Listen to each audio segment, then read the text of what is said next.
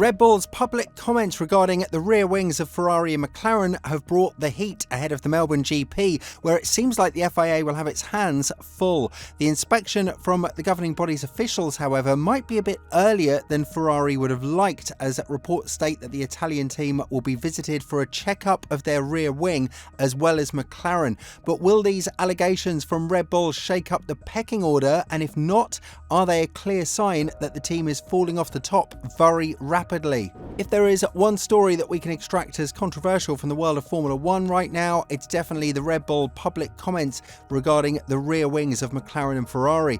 This was a topic that many considered closed after the latest change in the rulebook by the FIA last year, when Piastri's rear wing was opening under certain aerodynamic load, which created a phenomenon called mini DRS.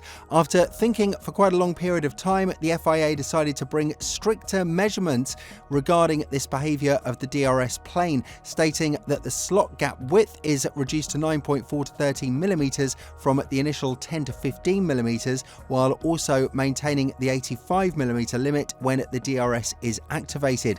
Furthermore, they wanted to leave zero to no room when it comes to the bodywork of the DRS, remaining in a fully open or closed position. With the latter rule, the FIA wanted to block the possibility of gradual flexing and further exploiting the trick that McLaren might have used for a longer period of time. They just got caught in Baku last year. But according to Red Bull, this saga is far from over. It's not just McLaren that they're worried about right now, it's also Ferrari. The Maranello team has been accused by the technical director of Red Bull, Pierre Wash, who states that this is going to be a big problem throughout the season, and if the FIA doesn't do anything about it, then it's going to create chaos on the grid. Addressing the situation during the 3-day pre-season testing in Bahrain, Wash said, "It is still going on. I think Ferrari and McLaren are doing the mini DRS stuff still. It will be a big talking point throughout the season. It is quite visible." And there is no question about it. The FIA is not going to sit idle, because they've been quite worried about how the teams will move with the new concepts in 2025, considering that the top teams have changed almost the entirety of their designs and still reportedly found around half a second of performance in their cars. An Italian media outlet close to Ferrari, Funo Analesi Tecnica, states that Red Bull has prepared an official and accusatory file about the rear wings of its rivals, McLaren and Ferrari, based on the behaviour that they've seen from this part during the testing in Bahrain. The expectations are that delegates from the FIA will pay visits to both Maranello and Woking as soon as possible, probably before the season even starts. But what is worth mentioning here is that they can't give any verdict or punishment because the season hasn't actually started yet. The teams are allowed to test whatever they feel is legal in Bahrain, but that doesn't mean they'll get away with it once the season kicks off in Melbourne. But even the FIA themselves have been adamant that the behaviour of some rear wings in Bahrain have caught their attention, which is why they're planning to do stricter tests on this part once the season starts. Paradoxically enough, their attention was lured by Mercedes' rear wing, which Red Bull didn't mention at all, as the DRS plane on the W16 was captured by the rearward facing cameras. It appeared to have flexed a good amount back on the straights, while some teams, including Red Bull, stated that they were intrigued by slot gaps opening up on other cars, which definitely reminded them of the MCL38's behaviour in Azerbaijan in 2024. Now, what the teams have effectively done has aggravated the governing body to an even greater extent, as they're going to want to look closer at things and ensure that teams are not playing games outside of the regulations, which is not something that they haven't tried in the past.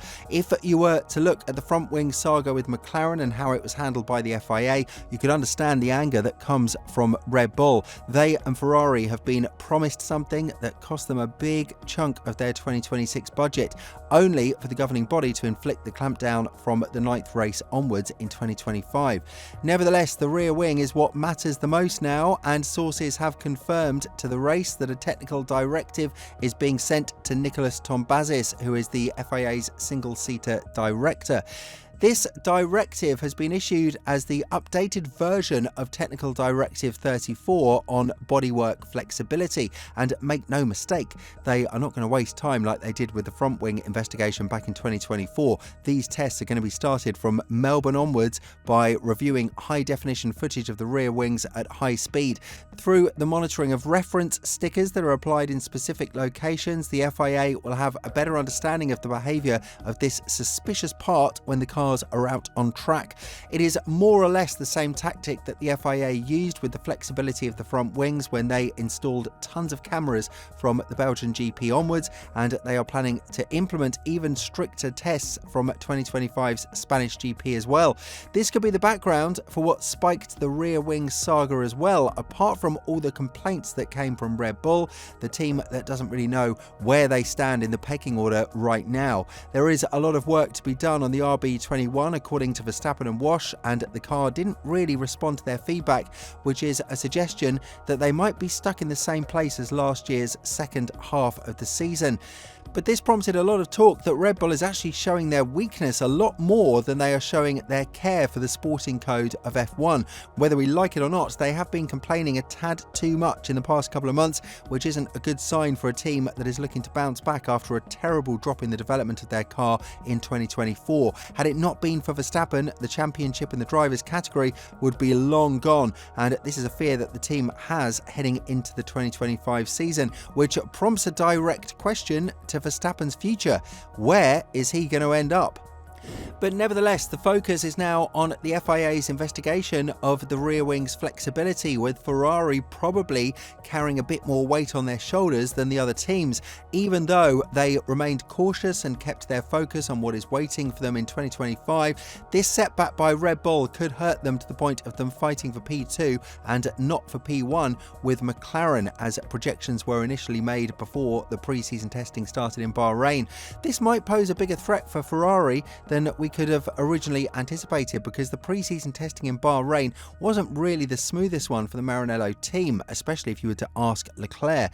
The Monegasque driver had his own share of troubles with the stability of the car, and of course he made it known to the team that this self-confidence has dropped severely from what he saw in Thursday and Friday's sessions. Therefore, any further complications with the car's behaviour or any additional changes that they have to make could cause havoc in the aerodynamic mapping of the car, which would prove to be very painful for Ferrari. But worry not, the team's principal, Fred Vasseur, is adamant that there is nothing to worry about, and they've left Bahrain with nothing but positive impressions.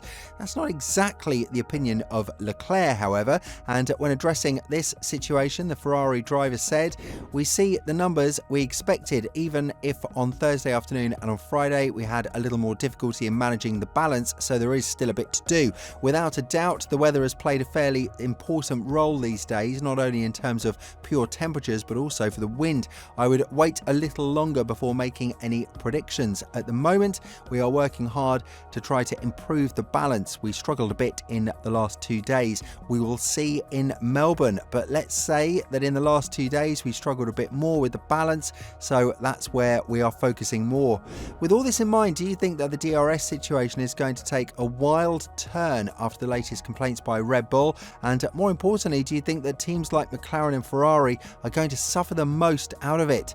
Let us know in the comments below, and if you're interested in the latest with the allegations that the female employee made towards Horner, make sure to check out the video that appears on your screen right now.